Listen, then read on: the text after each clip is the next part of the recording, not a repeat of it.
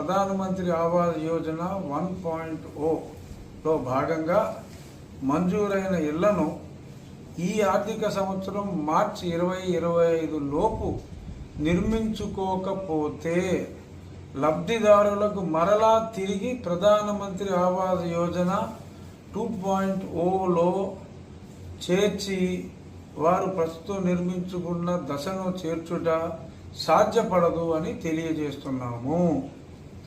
ప్రస్తుతం నియోజకవర్గాల్లో ఉన్న వివిధ లేఅవుట్లలో చాలామంది లబ్ధిదారులు గృహ నిర్మాణములకు సంబంధించి ప్రధానమంత్రి ఆవాస్ యోజన 1.0 సొమ్ము మంజూరైనప్పటికీ కూడా కొంతమంది ఇచ్చిన స్థలము వెనక్కి తీసుకోకుండా ఉంటారులే అనే ఉద్దేశంతో బేస్మెంట్ వరకు నిర్మించి వదిలేసి ఉన్నారు. వారికి కేంద్ర ప్రభుత్వం 1,80,000 రూపాయలు